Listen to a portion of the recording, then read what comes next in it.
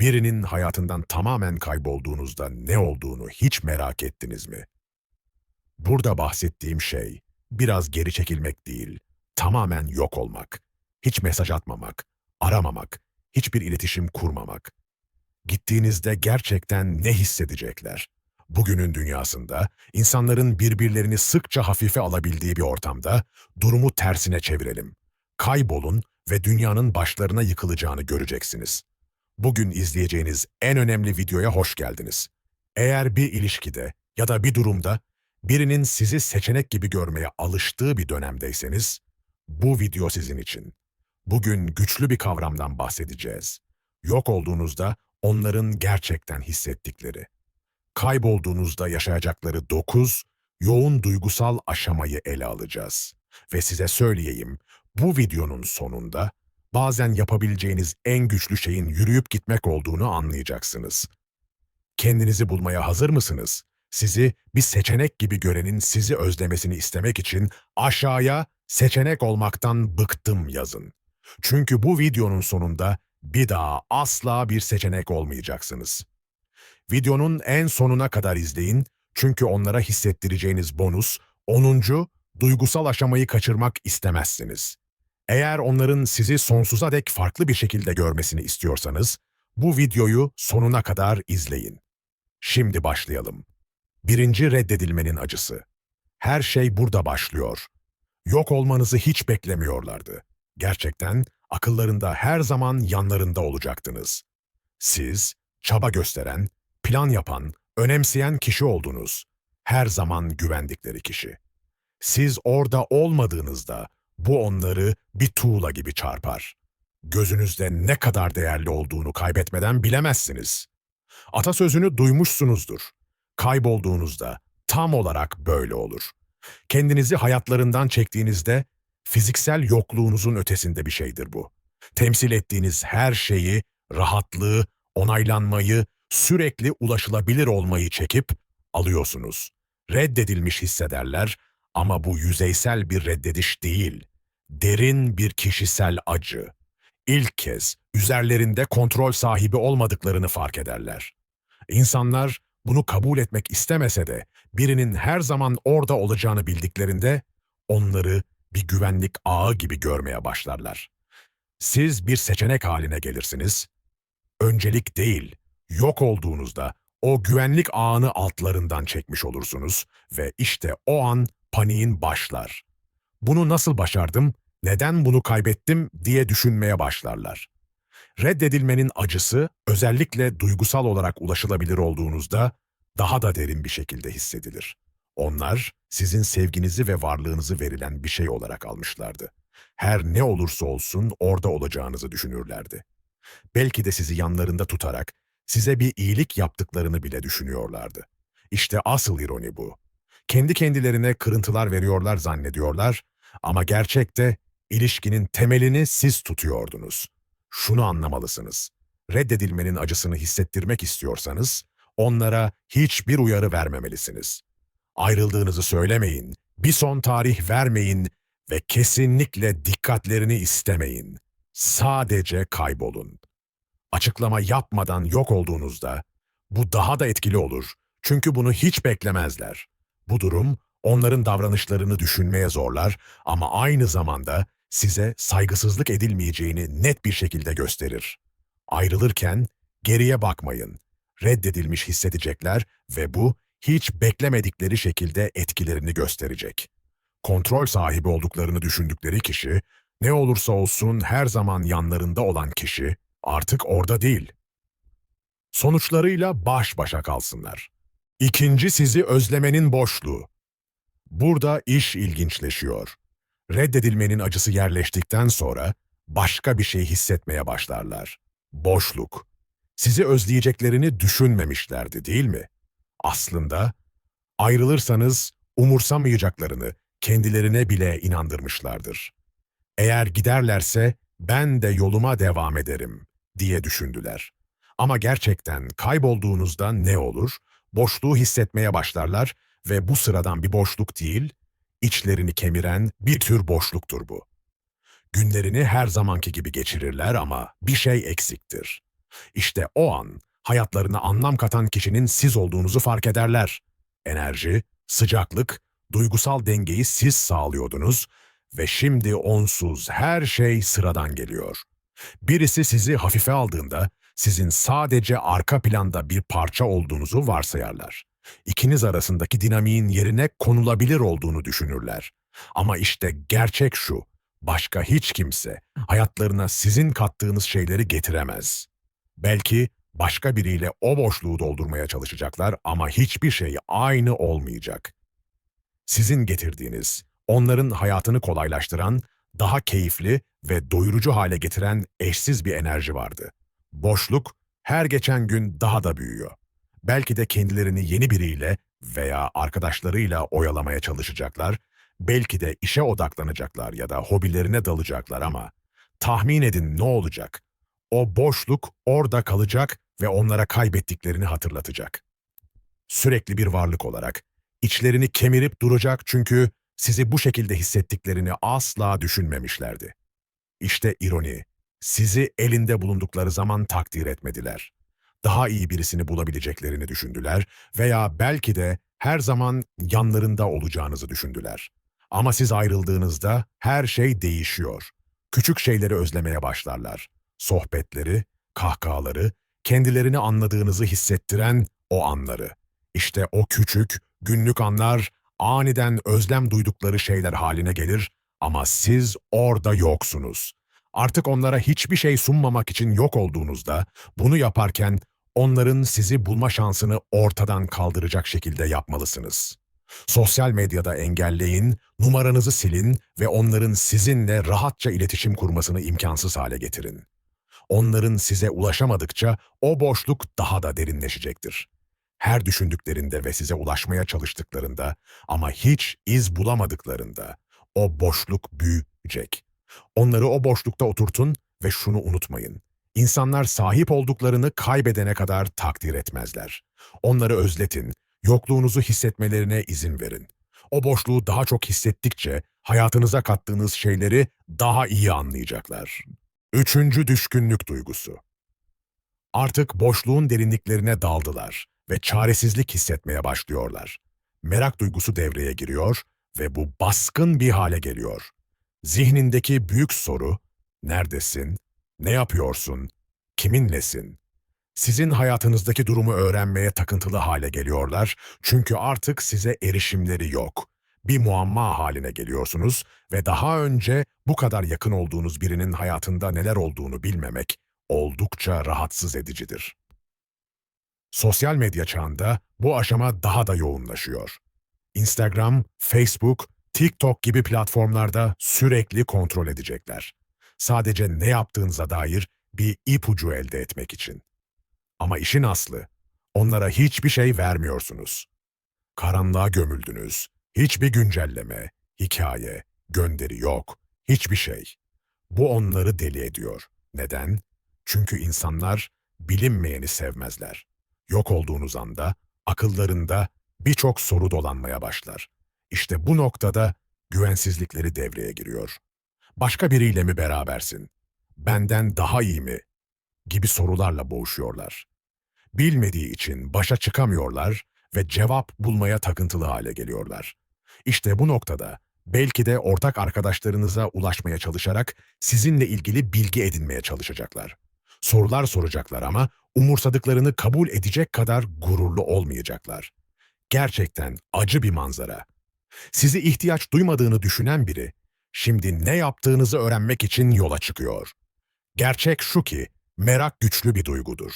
Birisi istediği cevapları alamadığında zihni boşlukları doldurmaya başlar. Başka biriyle birlikte olduğunuzu, onlardan daha mutlu ve tatmin olmuş bir hayat yaşadığınızı hayal etmeye başlarlar ve bu düşünce her gün onları kemirir. Merak bir takıntıya dönüşür ve işte en iyi kısım, ne kadar az bilirlerse o kadar fazla bilmek isterler. Artık düşünmekten kendilerini alıkoyamadıkları bir şey haline gelirsiniz. Meraklarını beslemek için bir hayalet olmalısınız. Tamamen görünmez olun. Hayatınıza dair hiçbir ipucu vermeyecek şekilde hiçbir şey paylaşmayın. Onları merak ettirin, kendi düşüncelerinde kaybolmaya bırakın. Her telefonlarını aldıklarında, sizi kontrol etmeye çalışıp hiçbir şey bulamadıklarında, bu onları daha da uçurumun kenarına götürecek. Artık güç sizde ve onların merakı. En büyük avantajınız. Cevap vermeyin, onlara sessizlik verin. Dördüncü derin özdeğerlendirme. Artık derin özdeğerlendirme aşamasına geçiyoruz. Bu, onlar için tehlikeli bir alandır. İşte burada özdeğerlendirme devreye giriyor ve bu pek de güzel bir manzara değil. Nerede olduğunuzu ve ne yaptığınızı merak ederek, geçen günler veya haftalar sonunda nihayet içe dönmeye başlarlar. Kendilerine zor sorular sormaya başlarlar. Çok mu uzak kaldım? Çok mu soğuk davrandım? Onları mı ittim? Bu durumu mahvettim mi? Pişmanlık içlerine sızmaya başlar ve bu acı bir yudumdur. Gerçek şu ki, insanlar hatalarını kabul etmeyi sevmez. Bu insana özgü bir doğadır. Ama yok olduğunuzda, onları bu hatalarla yüzleşmeye zorlar ve siz orada olmadığınız için onları teselli edemez veya durumu düzeltme şansınız yoktur. Kendi davranışlarıyla yüz yüze gelmek zorunda kalırlar ve bu eğlenceli bir deneyim değildir. Her etkileşimi akıllarında yeniden oynatmaya başlarlar ve farklı bir şey yapıp yapamayacaklarını sorgularlar. Mesajlarını yok saydıkları anları, hislerinizi göz ardı ettikleri anları, sizi bir düşünce gibi hissettirdikleri anları hatırlarlar ve bu onları derinden etkiler. Çünkü içten içe iyi bir şeyleri olduğunu biliyorlardır. Ama bunu hafife aldılar. Şimdi kendi düşünceleriyle baş başa kalmışlardır ve bu düşünceler acımasızdır. Bu aşama özellikle güçlüdür çünkü içseldir. Artık sizi suçlayamazlar. Onlarla tartışacak veya bahaneler üretecek biri yok. Suçlayacakları tek kişi kendileridir ve bu zor bir yudumdur. Öz değerlendirme zamanla daha da derinleşir ve ne kadar çok düşünürlerse, ne kadar çok hata yaptıklarını o kadar çok fark ederler. Suçluluk artar ve geçmişe dönüp her şeyi farklı yapabilmeyi dile getirirler ama artık bunun için çok geçtir. Bu aşamada onlarla iletişim kurmayın. Neden ayrıldığınızı açıklamaya çalışmayın veya hatalarını görmelerini istemeyin. Bunu kendilerinin keşfetmesine izin verin. Öz değerlendirme en etkili içsel gerçekleştiğinde en güçlüdür. Ne kadar çok zaman geçirirlerse o kadar çok yanlış olanın kendileri olduğunu anlayacaklardır. O suçlulukla baş başa kalmalarına izin verin. Bu, öğrenmeleri gereken değerli bir derstir. Beşinci sizi takip etme ihtiyacı. Artık öz değerlendirmeye yeterince zaman harcadıklarında içlerinde bir şey değişir. Kendilerini sorgulamaktan sizi geri istemeye geçerler. Roller değişmiştir. Bir zamanlar tüm çabayı gösteren, önemseyen ve sizi takip eden sizdiniz, şimdi ise onların sırası. Sizi takip etme arzusu baskın hale gelir. Sizi düşünmekten, iletişim kurmak istemekten, her şeyin yoluna girmesi için çok mu geç olduğunu merak etmekten kendilerini alıkoyamazlar. Seni düşündüm gibi mesajlar göndermeye başlayacaklar. Eski Instagram gönderilerinizi beğenecekler. Belki de yanıt alabilmek için bir şeyler yorumlayacaklar. Belki de birkaç içkiden sonra gece geç saatlerde bir mesaj atarak kaybettiklerini yeniden canlandırmaya çalışacaklar. İşte burada şimdi sizi takip ediyorlar. Sizi hafife almaktan sizi geri istemeye geçiş yapmış durumdalar ve bu noktada tüm güç sizde. Sizi takip etme arzusu güçlüdür ama yanıt vermeniz gerekmez. Aslında vermemelisiniz. Onlara çaresizlik hissini yaşatın. Sizden vazgeçip geçmediğinizi merak etsinler. Ne kadar çok sizi takip ederlerse, durumu kaybettiklerini o kadar çok anlayacaklar. Artık üstünlükleri kalmamıştır ve bu onları deli eder. Takip etmeye başladıklarında teslim olmayın. Cevap verdiğiniz an güç onlara geri döner. Kendi değerinizi geri kazanmak için çok çalıştınız ve şimdi bunu vermek için doğru zaman değil. Onların sizi takip etmesine izin verin ama çabalarını ödüllendirmeyin. Sessizlik burada en güçlü aracınızdır. Artık sahip olamayacakları bir şeyi istemenin verdiği hayal kırıklığını hissetsinler. Altıncı, rahatlama ve pişmanlık arasındaki çatışma. İlk başta yok olduğunuzda belki kısa bir rahatlama hissedeceklerdir. Bu, özgürlüğün ilk hissidir. Sonunda onlarla uğraşmak zorunda değilim derler ve belki de bu durumdan keyif alırlar. Ama bu sözde özgürlük hakkında şöyle bir gerçek var. Bu bir illüzyondur. Başta heyecan verici görünse de yüzeyseldir ve geçicidir. Dışarı çıkarlar, arkadaşlarıyla vakit geçirirler, birkaç kez sağa kaydırırlar ve bir an için her şeyin yolunda gideceğini düşünürler. Ama yalnız kaldıklarında, sessiz apartmanlarında oturduklarında ya da telefonlarını karıştırdıklarında pişmanlık yavaş yavaş içlerine sızar. Onlar, sizin olmadığınız özgürlüğün aslında bir boşluk olduğunu fark etmeye başlarlar. Yerine geçeceğini düşündükleri insanlar sadece yüzeysel dikkat dağınıklıklarıdır. Bu, susuzken tuzlu su içmek gibidir. Çözüm gibi gelir ama sadece daha fazla susuz bırakır. Daha çaresiz ve daha pişman hissettirir.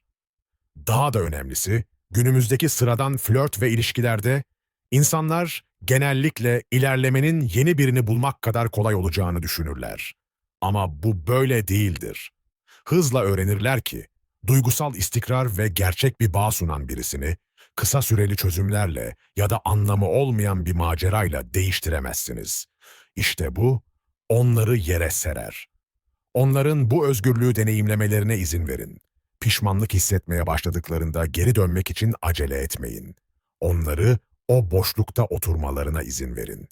O boşluk aslında bu kadar iyi hissettirmeyecekti. Unutmayın, başlangıçta hissettikleri rahatlama geçicidir ama yokluğunuz beklemedikleri şekillerde onları rahatsız edecektir. 7. Oyun oynama isteği. Pişmanlık yerleştiğinde panik içindedirler. Şimdi durumu kontrol etmek istiyorlar ama nasıl yapacaklarını bilmiyorlar. Ne yapıyorlar? Oyun oynamaya çalışıyorlar. Kasten uzak davranmaya başlıyorlar. Sizi kıskandırmaya çalışıyorlar. Başka insanlarla fotoğraflar paylaşıyorlar. Sizden bağımsız mutlu olduklarını göstermek için. Belki ilerliyorum gibi şifreli bir durum paylaşıyorlar veya fazla çaba gösteren bir selfie paylaşıyorlar. Hepsi sizi geri çekmek için büyük bir denemeden başka bir şey değil. Ama işin gerçeği şu, artık oyun oynamıyorsunuz. Bu çocukça davranışların ötesine geçtiniz ve onların küçük kışkırtmalarını bile fark etmiyorsunuz. İnsanlar kıskançlık yoluyla manipülasyon yapmanın ya da zor elde edilen biri gibi görünmenin sizi peşlerinden koşturacağını düşünür. Ama siz kovalamayı bıraktığınızda ne olur? Oyunlardan bıktığınızda her şeyi üzerinize atarlar. İnce iğneler, pasif agresif yorumlar, sosyal medyada abartılı paylaşımlar ama hiçbiri işe yaramaz çünkü onlara ihtiyaç duydukları dikkati vermiyorsunuz. Çocukça taktiklerine katılmıyorsunuz ve işte bu onları tamamen deli ediyor. Artık sizden tepki alamadıklarında kontrolü tamamen kaybederler. Çırpınarak, artık manipüle edemeyecekleri bir şeyin peşinden koşarlar. Onlarla etkileşime geçmeyin, şifreli paylaşımlara tepki vermeyin, fotoğraflara cevap vermeyin. Onların oyunu yalnızca siz oynarsanız işler. Yanıt vermeyi bıraktığınız an, kaybettiklerini anlayacakları andır. 8. Sessizliğin ağırlığı. Sessizlik, yok olduğunuzda kullanabileceğiniz en güçlü araçlardan biridir. Sözlerinizin, mesajlarınızın ve varlığınızın yokluğu, söyleyebileceğiniz her şeyden daha yüksek sesle konuşur. Onları yalnızca kendi düşünceleriyle baş başa bırakır ve işte burada onlar için zorlayıcı bir durum başlar. Çünkü sessizlik o kadar ağırdır, o kadar katlanılamaz ki her şeyi sorgulamaya başlarlar. Sizi aramadıkları her anı, mesajlarınıza yanıt vermek için çok meşgul oldukları her durumu hatırlarlar ve şimdi onlardan bir haber almak için her şeyi yapmaya hazırdırlar. Sessizlik, kontrol sahibi olmayı alışkanlık haline getirmiş biri için işkence gibidir. Sizin onlara ulaşmanızı beklerler. Neden ulaşmadın diye sormanızı, bir açıklama talep etmenizi beklerler. Ama siz bunu yapmadığınızda ne olur? Yok olduğunuzda ve sessizlik içinde oturup sizi tamamen kaybetmiş olabileceklerini düşündüklerinde ne olur? Her bir dakikanız onlara bir yıl gibi gelir ve zaman geçtikçe daha da kaygılı hale gelirler. Sürekli iletişim dünyasında yaşıyoruz. Mesajlar, aramalar, bildirimler, anlık tatmin. Herkes hemen bir yanıt beklerken siz bunu vermediğinizde kafaları karışır. İlişkinin gürültüsüne alışkındırlar. gidiş gelişlere, tartışmalara ama sessizlik sağır edicidir. Sessizliğiniz gücünüz olsun. Onu bozmayın. Kendinizi açıklamayın. Kendi sözlerinizin yokluğu sayesinde kendi davranışlarının ağırlığını hissetsinler. Kayıtlarınıza erişimi kaybetmenin aranızda olabilecek herhangi bir tartışmadan çok daha kötü olduğunu yakında anlayacaklardır. Dokuzuncu korku ve geri dönme isteği. Şimdi her şeyin yerle bir olduğu kısma geliyoruz. Korku. Bu, hiç beklemedikleri bir durumdur. Sizi kaybetme korkusu. Uzun bir süre boyunca rahat hissetmişlerdi. Hep orada olacağınızı düşünmüşlerdi. Varlığınızı hafife aldılar ve her ne olursa olsun hep yanınızda kalacağınızı sanıyorlardı. Ama şimdi yoksunuz ve bu onları dehşete düşürüyor. Korku, onları başka hiçbir şey kadar etkilemez. Onları tamamen kaybettim mi? Başka biriyle mi geçiyor? Düşünceleri akıllarını sarar. Sizin başka biriyle güldüğünüzü, anılar biriktirdiğinizi hayal ederler ve bu düşünce midesini bulandırır. Artık gururları, egoları ya da havalı duruşlarıyla ilgilenmiyorlar. Tek düşündükleri sizi geri kazanmak. Bu korku onları asla yapmayacakları şeyleri yapmaya iter. Ulaşacaklar, özür dileyecekler, yalvaracaklar. Belki de sizi önceki gibi takdir etmediklerini açıklayan uzun mesajlar göndereceklerdir ama şimdi ne kadar önemli olduğunuzu anladıklarını belirtmek isteyeceklerdir. Belki de kapınızı çalarak ikinci bir şans umuduyla gelirler. Ne yaparlarsa yapsınlar, tek bir şeyle motive olurlar. Sizi sonsuza kadar kaybetme korkusu. Ama gerçeği söyleyeyim. Bu korkuyu hissettikleri zaman siz zaten gitmiş olursunuz. Gücünüzü bulmuş, bağımsızlığınıza kavuşmuş ve artık onlara ihtiyacınız kalmamıştır. Korkuları gerçektir ama artık çok geçtir. Onlar geri döndüklerinde korktukları için onlara ikinci bir şans vermeyin. Eylemlerinin sonuçlarıyla yüzleşmelerine izin verin. Siz zaten yolunuza devam ettiniz ve onlara hafife alınamayacak bir seçenek olmadığınızı öğretmeleri gerekiyor. Eğer buraya kadar geldiyseniz, tebrikler. Artık dışarıdaki insanların %99'undan öndesiniz ve gerçek bir stoik olduğunuzu kanıtladınız. Derinlikte bilgelik ve anlayış arayan biri.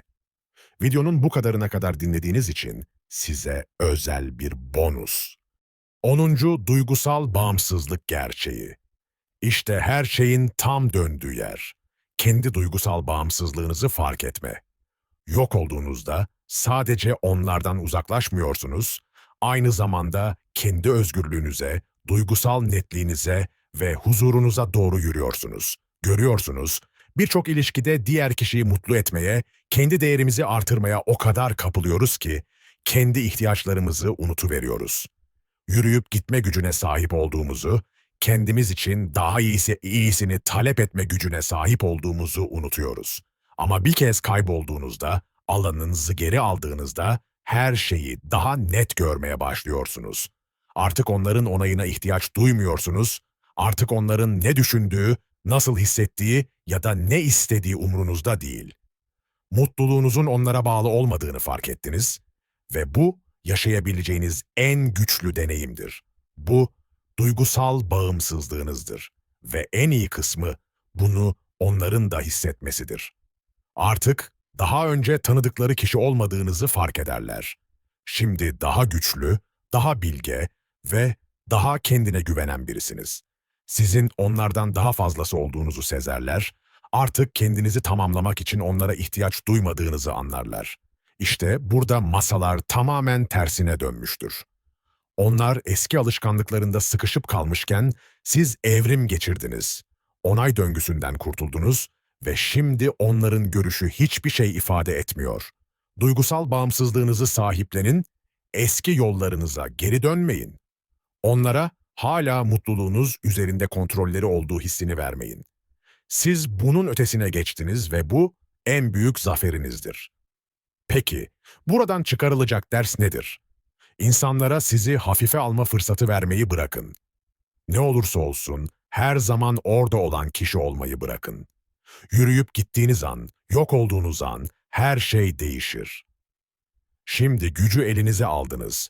Bunu hissedecekler, pişmanlık duyacaklar ve kaybettikleri şeyin yerine konulamaz olduğunu anlayacaklar. Eğer gücünüzü geri almaya ve bir seçenek olmaktan çıkmaya hazırsanız, aşağıya "seçenek olmaktan vazgeçtim" yazarak yorum bırakın. Çünkü en güçlü halinize adım atmak üzeresiniz. Eğer bu video sizin için anlamlı geldiyse, zihniyetinizde bir değişim hissettiyseniz, kanal üyeliklerine katılmayı düşünün. Bu, kaliteli içerikler üretmeye devam etmemize yardımcı olur ve bu içerikleri mümkün olduğunca çok kişiye ulaşabilir hale getirir. Üyelik sizin için uygun değilse, abone ol butonuna basmayı unutmayın. Her iki seçenek de kanalın büyümesine yardımcı olur ve her destek için minnettarım. Unutmayın, artık kontrol sizde. Bir sonraki videoda görüşmek üzere Stoacı Düşünce.